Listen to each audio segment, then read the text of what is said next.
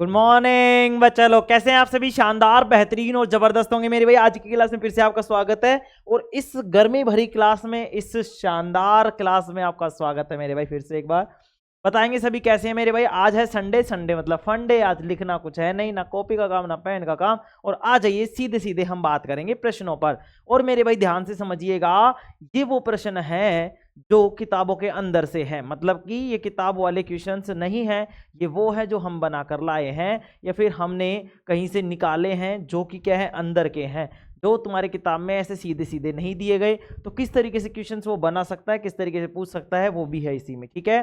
इसी के अलावा मैं एक पीडीएफ तुम्हें अपलोड करूंगा। देखो अभी जैसे टेलीग्राम चैनल की बात चल रही थी, मैंने तुमसे 20 तारीख के बोली थी, उसके लिए सॉरी मेरे भाई। आज काफ़ी 26-27 तारीख होने के बाद भी मैं टेलीग्राम नहीं बना पाया हूँ, इसके लिए भाई सॉरी, दिल से सॉरी मेरे भाई, है ना। और देखो जैसे ही वो बनता है मैं उस पर सारी चीज़ें तुम्हें डाल दूंगा और इसकी पीडीएफ भी मैं तुम्हें डाल दूंगा। इसमें ये वाले क्वेश्चंस और जो तुम्हारे चैप्टर के क्वेश्चंस है वो भी इसी में नीचे लगे हुए होंगे, ठीक है। ये वाली पीडीएफ में मैंने पहले अंदर वाले क्वेश्चंस लिए हैं, फिर बाद में किताब वाले क्वेश्चंस लिए हैं, ठीक है। तो इसमें क्या करना है मेरे भाई, इसमें मैंने पहले ये वाले क्वेश्चन लिए हैं क्योंकि ये पढ़ना जरूरी है। किताब वाले क्वेश्चन तो हम ऐसे भी कर लेंगे, ठीक है। चलो एक एक करके प्रश्न करते जाएंगे और ध्यान रखेंगे समय का भी, ठीक है। देखो कल की क्लास थोड़ी सी, कल की क्लास अपलोड नहीं हो पाई थी मेरे भाई, है ना, उसको आज ही अपलोड किया है, ठीक है। तो आप एक बार देख लेंगे, एक बार थोड़ा सा कष्ट करके मेरे भाई, हाथ जोड़कर निवेदन है, ठीक है। वो कौन सी क्लास का था, वो कौन सी चैप्टर का था, वो मेरे भाई 5वीं चैप्टर का था। ये वाला किस में डलेगा, चौथे चैप्टर में डल जाएगी क्वेश्चन वाले। अब देखो तुम्हारे क्या रह रहे हैं, प्रीवियस ईयर के क्वेश्चन। मैंने प्रीवियस ईयर के क्वेश्चन देखे थे, वो इन्हीं में से मिलके सब कुछ मिला हुआ है, तो उनमें कोई दिक्कत वाली बात है नहीं, ठीक है। एक क्लास और बढ़ाएं उससे बढ़िया है, कोई बात नहीं, उससे अपन एडजस्ट करेंगे, ठीक है। नहीं होता तो लास्ट में जब हम रिवीजन कर रहे होंगे तब उस टाइम पे अपन डाल देंगे, ठीक है मेरे भाई। चलो कोई दिक्कत इसमें किसी को? चलो स्टार्ट करें मेरे भाई, स्टार्ट करें, बताएंगे सभी। हाँ सर आंखें चढ़ रही है, हाँ मेरे भाई आंखें चढ़ रही है ना, कल जागरण था ना श्याम बाबा का। चलो कोई नहीं, चलो हाँ मस्त एंजॉय किया था, हाँ सर मस्त एंजॉय किया था। चलो अब ठीक है मेरे भाई, चलो अब बातें बंद करेंगे और हम बात करेंगे चैप्टर नंबर 4 जो कि था कार्बन एवं उसके यौगिक। सर ये चैप्टर करवा दिया था, हाँ मेरे भाई करवा दिया था। अब हम इसके क्वेश्चंस की बात कर रहे हैं, की बात कर रहे हैं क्वेश्चंस की, ठीक है। चलो देखेंगे मेरे भाई, साथ साथ देखते चलेंगे और अब अपन यहाँ पे समझ।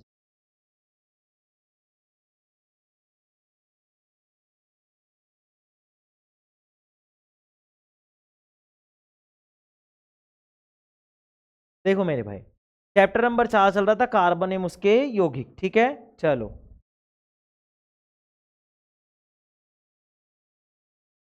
चलो कोई नहीं, इधर से पढ़ा दो, ठीक है। देखो मेरे भाई कार्बन एवं उसके यौगिक, पहला प्रश्न हम देख रहे हैं। वस्तुनिष्ठ का मतलब है जो छोटे वाले हैं, एबेसेदा वाले, ठीक है। तो ये आ गया तुम्हारा पहला क्वेश्चन। पहला क्वेश्चन क्या है, देखिए ध्यान से। हाथ में दर्द अभी तो, चलो। कार्बन के जिस अपर रूप में मुक्त इलेक्ट्रॉन पाए जाते हैं वह है, तो बताओ कौन सा है, हीरा, कोयला, ग्रेफाइट या को। तो ध्यान से समझेंगे मेरे भाई, हीरा विद्युत का सुचालक होता है क्या, तुम बोलोगे नहीं सर, क्यों, क्योंकि इसमें मुक्त इलेक्ट्रॉन नहीं पाए जाते। कोयला होता है क्या, तुम बोलोगे नहीं सर, क्यों, क्योंकि इसमें मुक्त इलेक्ट्रॉन नहीं पाए जाते। तो क्या कोक में पाए जाते हैं क्या मेरे भाई, कोक में पाए जाते हैं क्या, तुम बोलोगे नहीं सर, कोक में भी नहीं पाए जाते। तो क्या ग्रेफाइट में, तो बोलोगे हाँ सर ग्रेफाइट में पाए जाते हैं। किस में पाए जाते हैं मेरे भाई, ग्रेफाइट में पाए जाते हैं। इसलिए इसका सही आंसर क्या हो जाएगा, ग्रेफाइट हो जाएगा मेरे भाई। यहां मैंने इनके आंसर भी दिए गए हैं, ठीक है मेरे भाई। चलो बताएंगे सभी, सभी का उत्तर सही है क्या? हाँ चलो आगे देखते हैं मेरे भाई, आगे देखेंगे मेरे भाई। क्वेश्चन नंबर 2, साबुन बनाने की प्रक्रिया में सह उत्पाद है। सह उत्पाद का मतलब उसके साथ क्या मिलाया जाता है, बताओ साबुन बनाने की प्रक्रिया में क्या मिलाया जाता है। तुमने देखा होगा वो, मतलब ऐसे अपने पास पारदर्शी साबुन आते हैं। पारदर्शी कैसे सर, कांच जैसे, जिनके आर पार हम देख सकते हैं। तुमने देखा है कई बार ऐसे साबुनों को? हाँ सर देखा है। पियर्स साबुन जो ऐसा होता है वो क्या होता है मेरे भाई, वो क्या होता है, पारदर्शी टाइप में होता है। तो वो क्यों होता है मेरे भाई, उसमें ग्लिसरॉल मिलाया जाता है। क्या बनाया जाता है, ग्लिसरॉल, ठीक है। ग्लिसरॉल क्या होता है, अपनी स्किन के लिए अच्छा होता है, इसलिए। NaOH होता है क्या, नहीं सर। वसा अम्ल नहीं सर। एल्कोहल नहीं सर। तो क्या होता है मेरे भाई, ग्लिसरॉल होता है। क्या होता है, ग्लिसरॉल। आगे बढ़ते हैं मेरे भाई, एथिलीन, एथीन में उपस्थित कुल बंधों की संख्या। अब देखो मेरे भाई, ये एथीन है, क्या है, एथीन। एथीन में कितने बंध होंगे, तो देखो मेरे भाई, एथीन को बोलते हैं हम, क्या बोलेंगे, मेथ एथ टू, एथीन बोला इसने, तो देखो समझो, ऐसे ऐसे नहीं, तो और तरीके से बता। देखो ये है अपने पास एथीन, एथीन का मतलब है एथ प्लस में इन। इन का मतलब क्या है सर, डबल बॉन्ड है। एथ का मतलब क्या है भाई, कार्बन की संख्या कितनी है, 2। ठीक है, कार्बन की संख्या कितनी है, 2। अब हम देखेंगे इन वाला लग रहा है डबल वाला, तो इसका सूत्र होता है CnH2n। होता है नहीं होता, तुम बोलोगे हाँ सर होता है।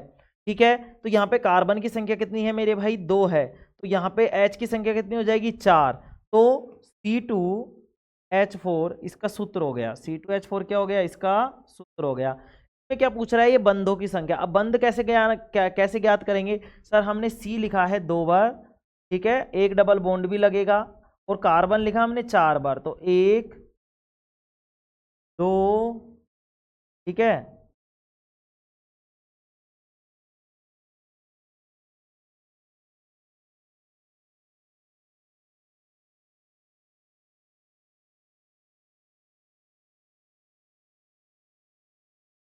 देखो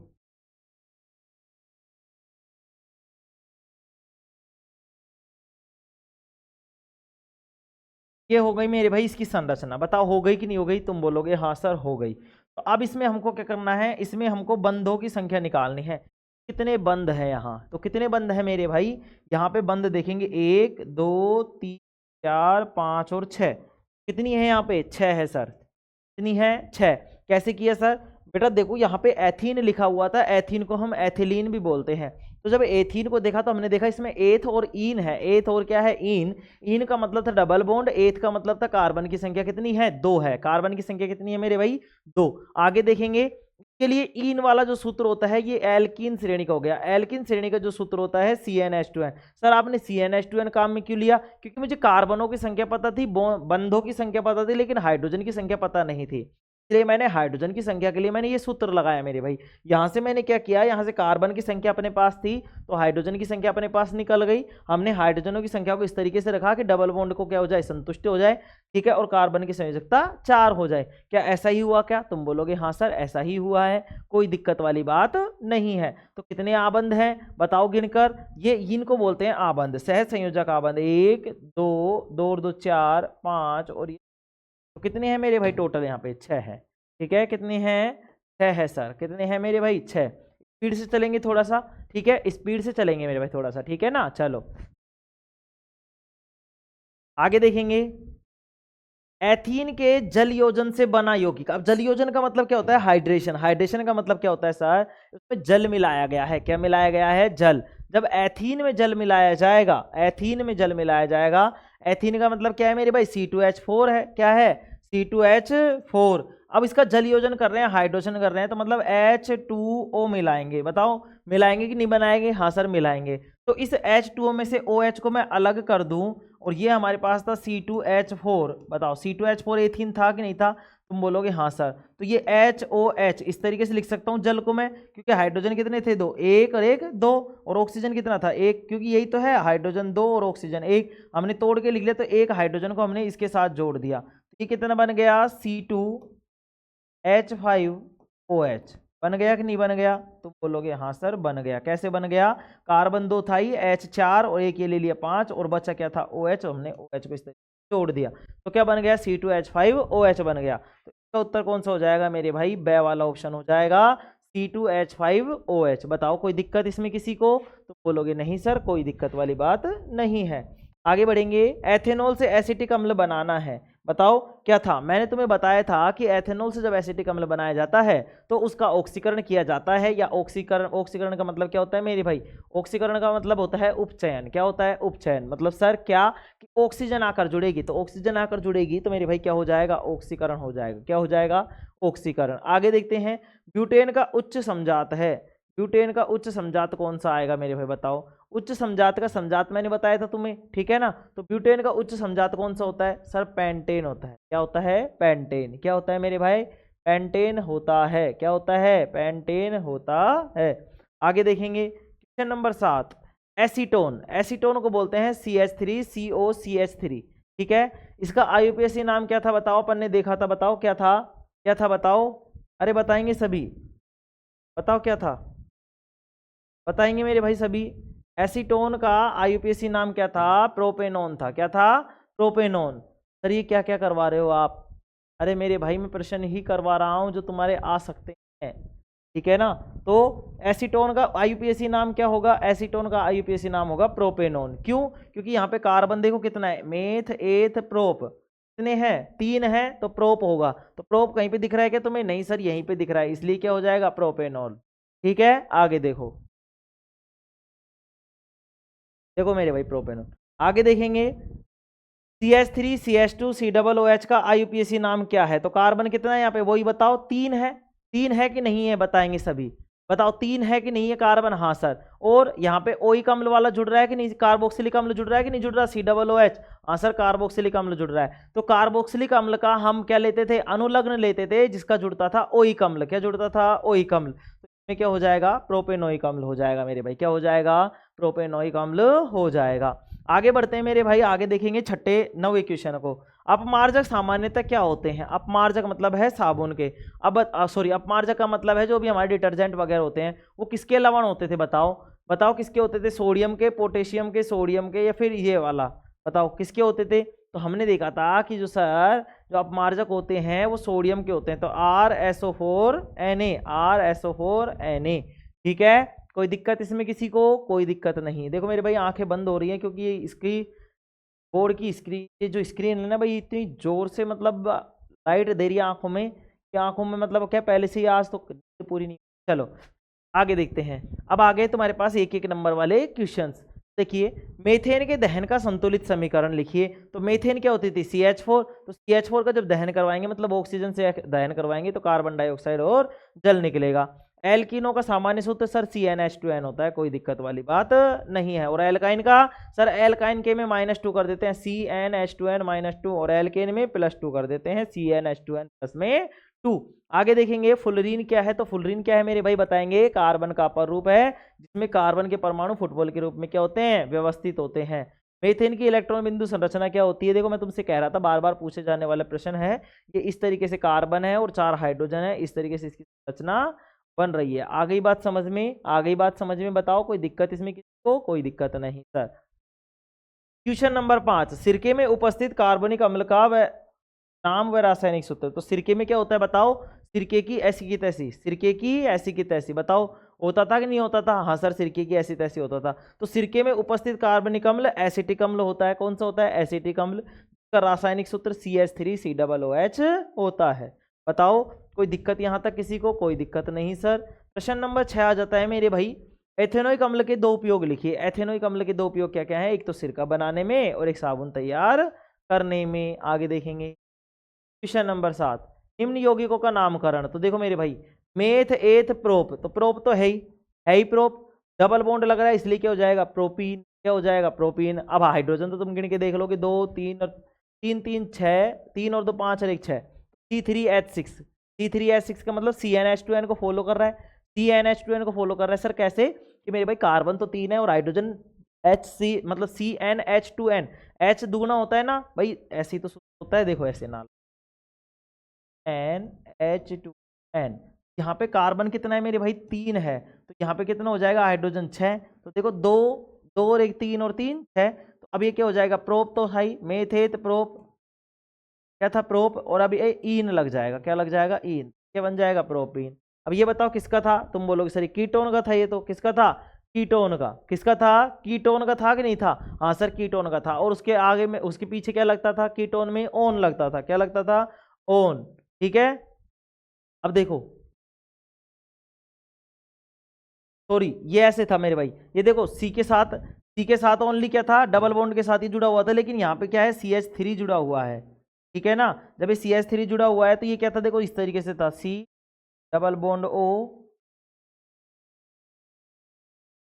H3, ये था तुम्हारे पास एल्डिहाइड, ठीक है, सॉरी एसिटाल्डिहाइड। देखो इसमें देखेंगे ये क्या हो गया अपने पास, एथेनेल हो गया। एथेनेल क्यों हो गया सर, एल्डिहाइड जो होता था वो क्या देता था लास्ट में, एल देता था, क्या देता था, एल, ये क्या हो जाएगा एथेनेल हो जाएगा, क्या हो जाएगा एथेनेल हो जाएगा, ठीक है। इसको एसिटाल्डिहाइड भी बोलते हैं, ठीक है। क्वेश्चन नंबर 8 देखेंगे, यौगिक CH3COOH का रासायनिक नाम लिखिए और इसका प्रक्रियात्मक समूह। तो COOH है इसलिए इसमें कौन सा है, कार्बोक्सिलिक अम्ल है, क्या है, कार्बोक्सिलिक अम्ल समूह है, और इसका नाम क्या हो जाएगा बताओ, मेथ एथ, मेथ एथ, तो इसका नाम हो जाएगा एथेनोइक अम्ल। ठीक है, ठीक है, एथेनोइक अम्ल, जिसको हम एसिटिक अम्ल भी बोलते हैं।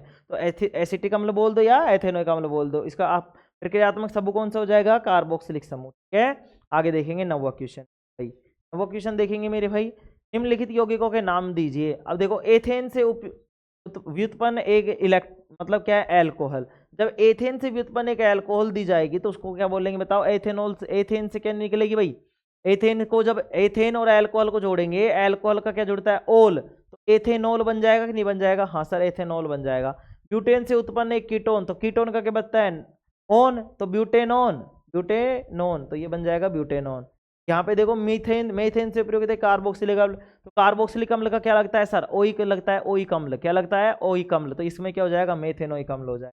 देखो बताओ कोई दिक्कत है क्या इसमें, ये तो इजी थे, एक एक नंबर के हैं ना। आगे देखेंगे, एक कार्बनिक यौगिक कालिक ज्वाला के साथ जलता है, ये संतृप्त यौगिक है या असंतृप्त। तो मैंने तुम्हें बताया था, जो प्रॉपर नहीं जल पाते हैं उनको बोलते हैं असंतृप्त, और जो पूरी तरीके से जल जाते हैं वो होते हैं संतृप्त। तो कौन सा हो जाएगा, असंतृप्त हो जाएगा सर। क्रियाशील समूह COOH का नाम बताओ, ये तो कौन सा है, कार्बोक्सिलिक समूह सर। आगे देखेंगे, ब्यूटेनॉन की संरचना की चित्रित कीजिए। तो मेरे भाई ब्यूटेनॉन की संरचना देखो, ये वाली संरचना बनेगी, क्यों, क्योंकि सर कीटोन जुड़ेगा, क्या जुड़ेगा, कीटोन, ये जुड़ गया कीटोन C डबल बॉन्ड के साथ इस तरीके। ठीक है, आगे देखेंगे सर, ये कीटोन जुड़ गया, अब हमको क्या बनाना है, इसका नामकरण करना है। तो देखो भाई, इसमें हो जाएगा, क्या हो जाएगा, मेथ एथ प्रोप और ब्यूट, ब्यूट हो जाएगा, बताओ क्या हो जाएगा, ब्यूट। अभी हाँ, ब्यूटेनॉन की, तो ब्यूट तो इसी का हो जाएगा, सब में सिंगल बॉन्ड है इसलिए एन लग जाएगा, तो ब्यूटेन हो जाएगा। और अभी यहाँ पे कीटोन समूह जुड़ा है इसलिए क्या लग जाएगा, ओन जुड़ जाएगा, तो ये बन जाएगा ब्यूटेनॉन, क्या बन जाएगा, ब्यूटेनॉन। ठीक है, यहाँ पे भी इस तरीके से इसको हम क्या कर सकते हैं, इस CH3 को इस तरीके से लिख सकते हैं। देखो C और H कितने, 1 2 और 3। ठीक है मेरे भाई, देखो आज थोड़ी सी बस किसी है, कल मैं जबरदस्त नाच लिया है ना। और अब आंखें क्या है, आंखें नींद मांग रही है ना। चलो कोई बात नहीं, जैसे होता है अब थोड़ा सा एडजस्ट करेंगे मेरे।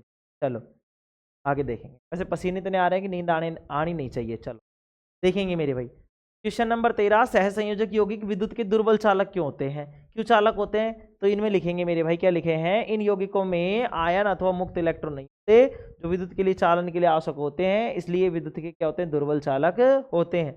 भोजन पकाने के लिए किन तेलों का उपयोग करना चाहिए, तो मतलब कौन सी चाहिए, संतृप्त या असंतृप्त, तो बोलेंगे असंतृप्त वसा अम्लों से युक्त तेलों का क्या करना चाहिए, हमें क्या करना चाहिए मेरे भाई, भोजन पकाने के लिए उपयोग करना चाहिए। आगे देखेंगे, CNG का पूरा नाम तो मैंने बताया था, CNG का पूरा नाम होता है संपीड़ित प्राकृतिक गैस, जिसको हम कंप्रेस्ड नेचुरल गैस भी बोलते हैं, कंप्रेस्ड नेचुरल गैस भी बोलते हैं। बताएंगे यहाँ तक किसी को कोई दिक्कत है तो मेरे भाई, बताएंगे सभी यहाँ तक किसी को कोई दिक्कत है तो। चलो आगे बढ़ते हैं मेरे भाई, कोयले तथा पेट्रोलियम को जीवाश्म ईंधन क्यों कहते हैं, कोयले तथा पेट्रोलियम का निर्माण जैव मात्रा से हुआ है, इसलिए इन्हें क्या कहते हैं, जीवाश्म ईंधन कहते हैं। नींद आ रही है भाई बहुत जबरदस्त, मन कर रहा है अभी सो जाऊं बिना क्लास रिकॉर्ड किए ही, है ना। देखो कल नेट का इशू था भाई, जिसकी वजह से क्या है, क्लास अपलोड नहीं हो पाई थी, इसलिए भाई सॉरी, है ना, क्या मेरे भाई। चलो आगे देखते हैं, आगे देखें मेरे भाई, आगे देखें, चलो हाँ सर आगे बढ़ते हैं। तो क्यों हुआ है, क्योंकि ये जीवाश्मों से मिलकर बना हुआ है, किससे बना हुआ है मेरे भाई, जीवाश्मों से, इसलिए इसको क्या बोलते हैं, जीवाश्म ईंधन। आगे देखेंगे, ये मैंने देखो जीवाश्म मतलब मैंने बताया था, जीव का अंश, मतलब जिसमें जीव होगा, कुछ ना कुछ जीव का अंश होगा, वो कहलाएगा जीवाश्मी ईंधन। क्या मेरे भाई, आगे देखेंगे, एस्टर की उपयोगिता, ये मैंने लिखवा रखा था कि एस्टर का यूज कहाँ कहाँ होता है, ध्यान से समझेंगे। इनका उपयोग इत्र बनाने में और मीठे के रूप में, स्वाद उत्पन्न करने वाले कारक के रूप में भी क्या किया जाता है, उपयोग किया जाता है। आगे देखेंगे मेरे भाई, कार्बन परमाणु की ज्यामिति कैसे होती है, तो कार्बन परमाणु की ज्यामिति चतुष्फल की होती है, ये सबसे पहले लाइन में मैंने लिखवाया हुआ है। आगे देखेंगे, एल्काइन श्रेणी का सामान्य सूत्र तो CnH2n और माइनस का 2 और लग जाएगा, जो कि यहाँ तरीके से लगा हुआ है। बताओ कोई दिक्कत इसमें किसी को, नहीं सर। अपमार्जकों में उपस्थित यौगिक कौन से होते हैं, बताओ अपमार्जकों में उपस्थित जो यौगिक होते हैं वो कौन से होते हैं, लंबी श्रृंखला के कौन से होते हैं मेरे भाई, अमोनियम और सल्फेट, अमोनियम और सल्फेट लवण होते हैं। ठीक है, प्रश्न नंबर 21 देखेंगे। प्रश्न नंबर 21 देखेंगे। आईयूपीएसी का पूरा नाम ये मैंने लिखवा रखा था तुम्हें, international union of pure and applied chemistry, अंतरराष्ट्रीय विशुद्ध और अनुप्रयुक्त रसायन संघ। मैंने दोनों तरीके से लिखवा रखा था कि नहीं लिखवा रखा था? हाँ सर लिखवा रखा। आगे देखेंगे मेरे भाई, एसिटिलीन का सूत्र क्या होगा? एसिटिलीन का सूत्र क्या होगा बताओ? मतलब मेथिल एसिटिलीन का सूत्र क्या होगा? देखो मेरे भाई, मेथिल एसिटिलीन का सूत्र CH3C ट्रिपल बॉन्ड H है, जिसे हम क्या कहते हैं? प्रोपाइन कहते हैं। इस प्रोपाइन को मेरे भाई क्या बोलते हैं? मेथिल एसिटिलीन बोलते हैं। मेथिल एसिटिलीन बोलते हैं। प्रश्न नंबर 23, साबुन क्या होते हैं? तो साबुन किसके अम्ल होते हैं? कार्बोक्सिल, सोडियम और पोटेशियम के। सोडियम और पोटेशियम के। कैसे याद करवाया था? नाक से याद करवाया था, नाक में साबुन चला गया। तो Na का मतलब तो था सोडियम और K का मतलब क्या था? पोटेशियम। क्या मेरे भाई? आगे देखेंगे, सहसंयोजी आबंध किसे कहते हैं? सहसंयोजी आबंध किसे कहते हैं? दो परमाणुओं के बीच इलेक्ट्रॉन युग्म की साझेदारी से बने बंध को क्या कह रहे थे अपन? सहसंयोजी आबंध कह रहे थे। और ये कैसा आबंध था? ये मेरे भाई ये प्रबल आबंध था। कैसा था? प्रबल आबंध था। एल्केन श्रेणी के प्रारंभिक 6 सदस्यों के नाम लिखिए मेरे भाई। 6 सदस्यों के नाम वही है एल्केन श्रेणी के में। कौन कौन से? Methane, ethane, propane, butane, pentane, hexane, heptane. ठीक है, 7 बता, हेक्सेन तक ही है 6 सदस्य। आगे देखेंगे 26वां क्वेश्चन, विषम परमाणु किसे कहते हैं? तो हाइड्रोकार्बन श्रृंखला में वह तत्व या मतलब वह तत्व जो एक या एक से अधिक हाइड्रोजन को या हाइड्रोजन परमाणु को प्रतिस्थापित कर देता है और उनकी जगह पर क्या कर देता है? जो प्रतिस्थापित कर देते हैं उन्हें क्या कहते हैं? विषम परमाणु। जैसे कि हो गया फ्लोरो, क्लोरो, ब्रोमो, आयोडो, ऑक्सीजन आदि। ठीक है, आगे देखेंगे मेरे भाई, आगे देखेंगे प्रश्न नंबर 27। प्रश्न नंबर 27 देखेंगे मेरे भाई। प्रश्न नंबर 27 देखेंगे, क्या लिख रखा है? क्रियात्मक समूह कीटोन का अनुलग्न क्या होता है? तो कीटोन का अनुलग्न क्या होगा? वही C डबल बॉन्ड O होगा। ठीक है मेरे भाई, बताएंगे सभी। कोई दिक्कत है क्या किसी को? नहीं सर, कोई दिक्कत वाली बात नहीं है। आगे देखेंगे, ऑक्सीकारक किसे कहते हैं? ये कसीकारक नहीं, ये ऑक्सीकारक है। क्या है मेरे भाई? ऑक्सीकारक। ऑक्सीकारक किसे कहते हैं? वे पदार्थ जो दूसरे पदार्थ को ऑक्सीजन देने की क्षमता रखते हैं तथा जो दूसरे पदार्थ का ऑक्सीकरण करते हैं उन्हें हम क्या कहते हैं मेरे भाई? ऑक्सीकारक कहते हैं। क्या कहते हैं? ऑक्सीकारक कहते हैं। अब बताओ उत्प्रेरक किसे कहते हैं? सर उत्प्रेरक तो आपने बताया था कि जो उत्प्रेरक होते हैं वो क्या करते हैं मेरे भाई? वो क्या करते हैं बताएंगे सभी? क्या करते हैं बोलोगे? सर उत्प्रेरक तो क्या थे? हमारी अभिक्रियाशीलता की दर को बढ़ा रहे थे। अभिक्रियाशीलता को दर को क्या कर रहे थे मेरे भाई? बढ़ा रहे थे। हाँ, तो इधर क्या है, ले लेता हूँ मैं उबासी से, तुम्हारे सामने नहीं देता। बहुत बुरी स्थिति चल रही है आज तो, बैंड बजी पड़ी है। चलो ठीक है मेरे भाई, चलो। ऑक्सीकारक किसे कहते हैं मेरे भाई? तो वे पदार्थ जो दूसरे पदार्थ को ऑक्सीजन देने की क्षमता रखते हैं, अर्थात जो दूसरे पदार्थ क्या करते हैं? ऑक्सीकरण करते हैं, उन्हें हम क्या कहते हैं? ऑक्सीकारक कहते हैं। उत्प्रेरक किसे कहते हैं बताओ? उत्प्रेरक किसे कहते हैं? तो इसने देखो क्या लिख रखा है, वे पदार्थ जो अभिक्रिया की दर को या वेग में परिवर्तन कर देते हैं लेकिन स्वयं उसमें भाग नहीं लेते, क्या कहलाते हैं? उन्हें उत्प्रेरक कहते हैं। प्रश्न नंबर 30 देखो मेरे भाई, अल्कोहल कौन से यौगिक को कहा जाता है? एथेनॉल को ही क्या कहा जाता है? अल्कोहल कहा जाता है। यह सभी अल्कोहली पेय पदार्थों का महत्वपूर्ण अवयव होता है। क्वेश्चन नंबर 31 देखेंगे, कार्बन की संयोजकता कितनी होती है? तो बताओ कार्बन की संयोजकता कितनी होती है? तुम बोलोगे सर कार्बन की संयोजकता तो 4 होती है। मैंने तुम्हें बताया था कि कार्बन कैसा है? चतुसंयोजक है। कैसा है? चतुसंयोजक तत्व। ठीक है, चतुसंयोजक तत्व होता है क्योंकि संयोजकता कितने इलेक्ट्रॉनों की होती है? 4 इलेक्ट्रॉनों की संयोजकता होती है। आगे देखेंगे, कार्बन अत्यंत मैत्रीपूर्ण तत्व क्यों कहलाता है? क्योंकि ये भैया हर किसी के साथ क्या बना लेता है? बॉन्डिंग बना लेता है, आबंध बना लेता है। तो देखिए, कार्बन अन्य परमाणुओं के साथ साथ हाइड्रोजन, हेलोजन, ऑक्सीजन, नाइट्रोजन तथा सल्फर के साथ आसानी से सहसंयोजी आबंध बनाता है, इसलिए अत्यंत महत्वपूर्ण तत्व कहलाते हैं। ठीक है, क्या कहलाता है भाई? ये कार्बन क्या कहलाता है? अत्यंत मैत्रीपूर्ण तत्व कहलाता है। घरों में उपयोग में लाई जाने वाली गैस या कैरोसिन के स्टोव में छिद्र हैं बताओ? तो बताएंगे कि घरों में गैस या कैरोसिन के स्टोव में वायु के लिए छिद्र होते हैं जिससे पर्याप्त मात्रा में ऑक्सीजन समृद्ध मिश्रण जलकर स्वच्छ नीली ज्वाला दे सके। मेरे भाई कोई भी चीज को जलानी होगी तो हमें उसको क्या देना पड़ेगा? ऑक्सीजन देना पड़ेगा। क्या देना पड़ेगा? ऑक्सीजन। ऑक्सीजन मिलेगी कहाँ से? तो पाइप में एक छोटा सा छेद होता है नीचे की तरफ, देखोगे जैसे जो पाइप होता है जिसमें से गैस या ऑयल जा रहा है उसमें क्या होगा, थोड़ा सा छिद्र होगा, के कारण वो क्या होगी, पूरी की पूरी ऑक्सीजन, प्रॉपर ऑक्सीजन जो चाहिए होती है जलने के लिए, वो उसको ग्रहण कर लेगी। आगे देखते हैं, यदि संतृप्त हाइड्रोकार्बन का दहन सीमित वायु में किया जाए तो क्या होगा। वायु की आपूर्ति को सीमित कर देने से अपूर्ण दहन होने पर संतृप्त हाइड्रोकार्बन में भी कजली ज्वाला निकलेगी। कजली ज्वाला का मतलब है जो काली काली ज्वाला होती है वो निकलेगी मेरे, क्या निकलेगी, काली काली ज्वाला निकलेगी। आगे देखते हैं मेरे भाई, एथेनॉल के मुख्य उपयोग क्या है। एथेनॉल के मुख्य उपयोग क्या है, बताएंगे सभी। एथेनॉल के मुख्य उपयोग क्या है, बताओ, सभी बताएंगे।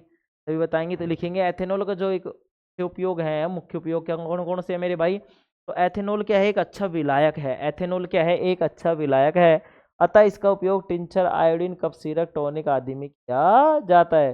बताओ जो लिखवाया था वो लाइन ऐसे की ऐसे है या नहीं, तुम बोलोगे हाँ सर ऐसी की ऐसी ही है। चलो आगे देखेंगे, एसिटिक अम्ल की NaOH के साथ अभिक्रिया का उदाहरण ये, ठीक है। तो मेरे भाई एसिटिक अम्ल का सूत्र होता है CH3OH प्लस में क्या NaOH, और क्या बन जाएगा, सोडियम एसीटेट बन जाएगा, जिसको हम CH3OONA बोल रहे हैं। और साथ में क्या बनेगा, H2O भी बनेगा। क्या बनेगा मेरे भाई, H2O भी बनेगा।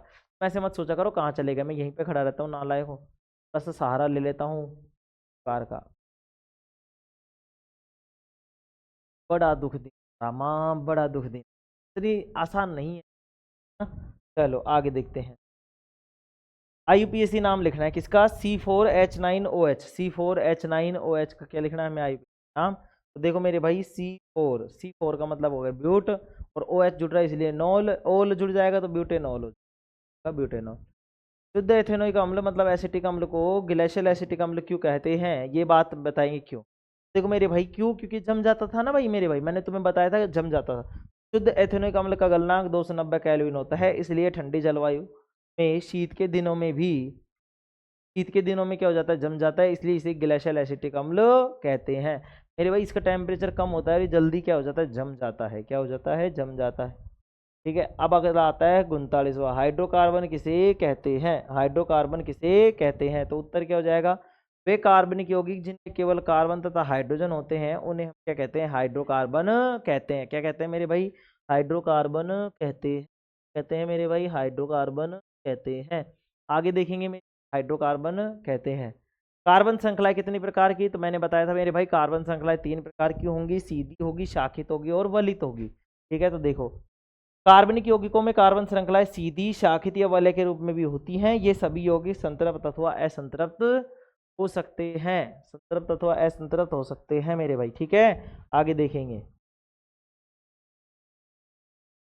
सर्वप्रथम अमोनियम साइनेट से यूरिया का निर्माण किसने और कब किया था। तो मेरे भाई ये 1828 में किया था, फ्रेडरिक वोलर ने किया था। किसने किया था, फ्रेडरिक वोलर ने किया था, और अमोनियम साइनेट से यूरिया का निर्माण किया था मेरे भाई। क्या किया था, अमोनियम साइनेट से यूरिया का निर्माण, और तब जाके ये हुआ कि हाँ, कि ऐसा नहीं है कि सारी दवाइयाँ ही मतलब ऐसे बनाई जाए।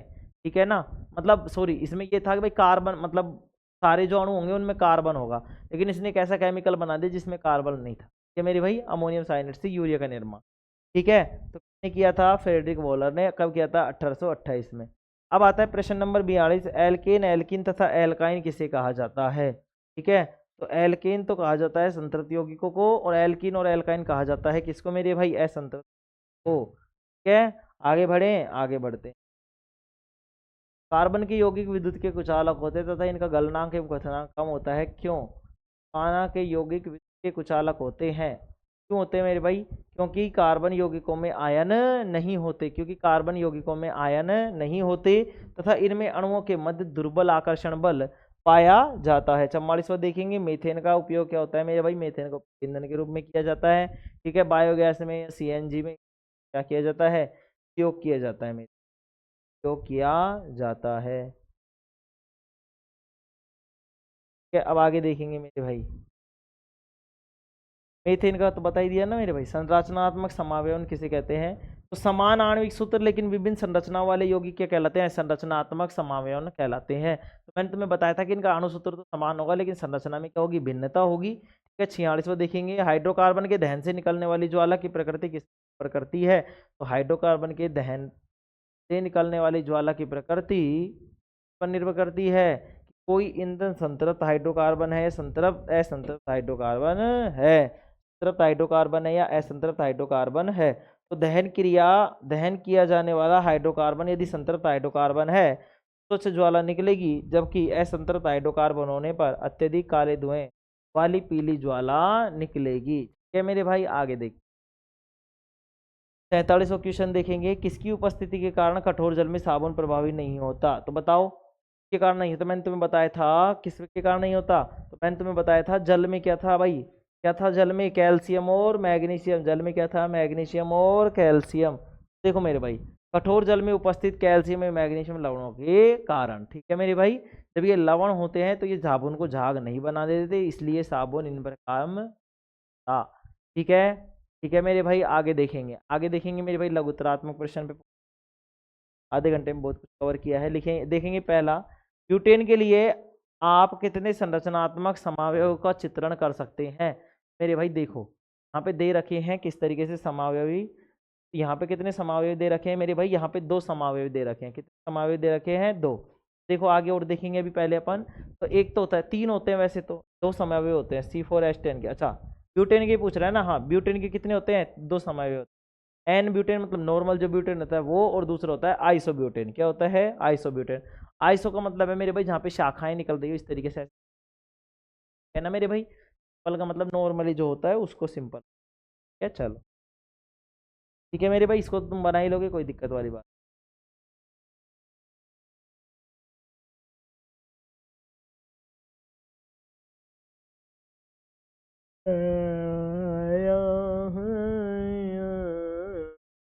देखो मेरे भाई, एसिटिक अम्ल तथा एथिल अल्कोहल के सूत्र तथा प्रक्रियात्मक समूह लिखिए। ठीक है मेरे भाई, तो क्या लिखेंगे? देखो, एसिटिक अम्ल सूत्र हो गया CH3COOH, तरीके से इसकी संरचना बन जाएगी। आगे बढ़े, आगे देखो, प्रक्रियात्मक समूह कार्बोक्सिलिक अम्ल समूह COOH, तो COOH यहाँ से बन गया मेरे भाई।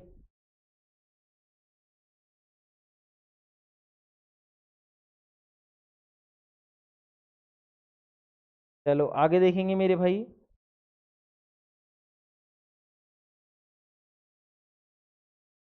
आगे देखेंगे साबुन और अपमार्जक में अंतर लिखिए मेरे भाई। साबुन और अपमार्जक में अंतर, बताओ क्या क्या अंतर बताया था मैंने, बताओ क्या क्या अंतर बताया था। देखेंगे सभी, सभी बोलेंगे एक साथ, तो सभी बोलेंगे। कौन कौन सा था? साबुन लंबी श्रृंखला वाले किसके लवण होते हैं? बताओ, साबुन किसकी श्रृंखला किसके होते हैं? मैंने तुम्हें ट्रिक बताई थी, सर नाक में साबुन गया, पे गया नाक में,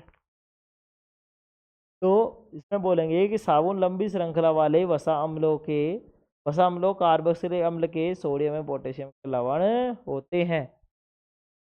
अपमार्जक में क्या बोलेंगे कि अपमार्जक लंबी कार्बोक्सिलिक अम्ल श्रृंखला के अमोनियम एवं सल्फोट के लवण होते हैं। दूसरा क्या है भाई? साबुन कठोर जल के साथ झाग नहीं बनाते।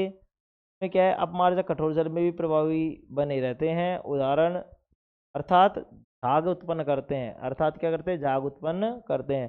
साबुन को वनस्पति तेल या जंतु वसा से बनाया जाता है। बनाया जाता है तो बोलेंगे बनाया जाता है सर। क्या सर? जंतु के वसा से मतलब जानवरों का फैट भी लेते हैं क्या? हाँ मेरे भाई, जानवरों का फैट भी लेते हैं। तो साबुन को वनस्पति तेल या जंतु वसा से बनाया जाता है। यह जल प्रदूषण फैलाते हैं। साबुन जल प्रदूषण नहीं फैलाते, क्योंकि शुद्ध ऑयल से बनता है मेरे भाई, जैव चीजों से बनता है ना। जबकि अपमार्जक जो होते हैं वो किससे बने होते हैं मेरे भाई? अपमार्जक जो होते हैं वो केमिकल से बने होते हैं। अपमार्जक लंबी कार्बोक्सिलिक अम्ल श्रृंखला के अमोनियम एवं सल्फेट के लवण होते हैं। किसके होते हैं? अमोनियम और सल्फेट के लवण होते हैं। अपमार्जक कठोर जल में भी प्रभावी बने रहते हैं, अर्थात झाग उत्पन्न करते हैं। संश्लेषित अपमार्जक कोयले तथा पेट्रोलियम के हाइड्रोकार्बन से बनते हैं। यह जल प्रदूषण फैलाते हैं। नींद आ रही है भाई, भयंकर वाली, बहुत भयंकर, है ना। चलो, मैं भी जब तक तोड़ूंगा नहीं तब तक छोड़ूंगा नहीं। क्या तोड़ रहे हो सर? नींद तोड़ रहा हूँ मेरे भाई, नींद। चलो, कार्बन अत्यधिक यौगिकों की रचना किस प्रकार से करता है, अथवा कार्बन की सर्वतोमुखी प्रकृति के उदाहरण को या कारण को समझाइए। मेरे भाई, कार्बन की सर्वतोमुखी प्रकृति मैंने बताया था, एक तो कार्बन की संयोजकता 4 होती है, और दूसरा उसमें क्या पाया जाता है? श्रृंखलन का गुण पाया जाता है। तो दूसरा इसने क्या लिखा हुआ है? अधिक, लो इसको पढ़ ही लेते हैं। कार्बन की चतुसंयोजकता, कार्बन की संयोजकता 4 होती है, अतः इसमें कार्बन के 4 अन्य परमाणुओं अथवा कुछ अन्य एक संयोजक तत्वों के परमाणुओं के साथ आबंधन की क्षमता होती है। Oxygen, hydrogen, nitrogen, sulphur, chlorine अनेक अन्य तत्वों के साथ कार्बन के योग हैं। क्या फलस्वरूप ऐसे विशेष गुण वाले यौगिक बनते हैं जो अणु में कार्बन के अतिरिक्त उपस्थित तत्व पर निर्भर करते हैं। अधिकतर अन्य तत्वों के साथ कार्बन द्वारा बनाए गए आबंध अत्यंत प्रबल होते हैं, जिनके फलस्वरूप ये यौगिक अतिशय रूप से स्थायी होते हैं मेरे भाई। अतिशय रूप से क्या होते हैं मेरे भाई? स्थायी होते हैं। आगे देखेंगे कार्बन का छोटा आकार, कार्बन द्वारा प्रबल आबंधों के निर्माण का एक कारण इसका छोटा आकार होना भी है। ठीक है, ठीक है मेरे भाई। इसके कारण इलेक्ट्रॉन के सहभागी युग्मों को नाभिक मजबूती से पकड़े रहता है। भाई जितना पास होगा उतनी टाइट से क्या होगा? पकड़े रखेगा। आगे देखेंगे श्रृंखलन, कार्बन में कार्बन के ही अन्य परमाणुओं के साथ आबंध बनाने की अद्वितीय क्षमता होती है, से बड़ी संख्या में अणु बनते हैं। इस गुण कहते हैं, क्या कहते हैं मेरे भाई? श्रृंखलन कहते हैं। क्या कहते हैं मेरे भाई? श्रृंखलन कहते हैं। ठीक है, आगे देखो क्वेश्चन नंबर 5, एल्काइन क्या है? एल्काइन क्या है मेरे भाई? इनका सामान्य रासायनिक सूत्र लिखिए। सबसे सरल एल्काइन का नाम तथा इलेक्ट्रॉनिक लिखिए। तो एल्काइन क्या है मेरे भाई? कार्बन एवं हाइड्रोजन के संयोग से बने ऐसे असंतृप्त कार्बनिक यौगिक, मतलब हाइड्रोकार्बन, जिनमें एक से अधिक त्रिबंध हैं। त्रिबंध जहां होगा उसको बोलेंगे एल्काइन, द्वितीय बंध जहां होगा उसको बोलेंगे एल्कीन, और एक बंध होगा वहां पे बोलेंगे एल्केन। इनका सामान्य सूत्र CnH2n- का 2 होता है। इसका प्रथम सदस्य एथाइन है। इसमें कार्बन परमाणु के मध्य का आबंध उपस्थित है। इसकी संरचना है जो मैंने यहाँ पे बना दी है। क्या मेरे भाई? क्वेश्चन नंबर 6 पे देखेंगे कार्बन का महत्व क्या है, समझाइए उदाहरण। तो उत्तर लिखेंगे मेरे भाई, कार्बन का तत्व तथा संयुक्त अवस्था दोनों में ही बहुत अधिक देता है या होता। कार्बन सर्वतोमुखी तत्व है। भोजन, कपड़े, दवाएं, मनुष्य आदि सब इन पर ये चीजें पर होती है। इनमें ऐसा कुछ खास नहीं है। चलो देखते हैं। भूपरपट्टी तथा वायुमंडल में अल्प मात्रा में कार्बन उपस्थित है। भूपरपट्टी में खनिजों जैसे कार्बोनेट, हाइड्रोजन कार्बोनेट, कोयला एवं पेट्रोलियम के रूप में केवल 0.02% क्या है मेरे भाई? कार्बन उपस्थित है, तथा वायुमंडल में 0.03% कार्बन डाइऑक्साइड उपस्थित है। प्रकृति में इतनी अल्प मात्रा में कार्बन उपस्थित होने के बावजूद कार्बन का अत्यधिक अभाव है या अत्यधिक महत्व। क्या अत्यधिक क्या है? महत्व। आगे देखेंगे मेरे भाई, यह 4 इलेक्ट्रॉन प्राप्त कर C4- ऋणायन बना सकता है, लेकिन 6 प्रोटॉन वाले नाभिक के लिए 10 इलेक्ट्रॉन धारण करना मुश्किल है। ठीक है, आगे देखेंगे मेरे, यह 4 इलेक्ट्रॉन खोकर C4+ धनायन बनाता है। C4+ क्या बनाता है मेरे भाई? धनायन बनाता है। धनायन बना सकता है, लेकिन 4 इलेक्ट्रॉनों को खोकर 6 प्रोटॉन वाले नाभिक में केवल 2 इलेक्ट्रॉनों का धनायन बनाने के लिए अत्यधिक ऊर्जा की आवश्यकता होती है।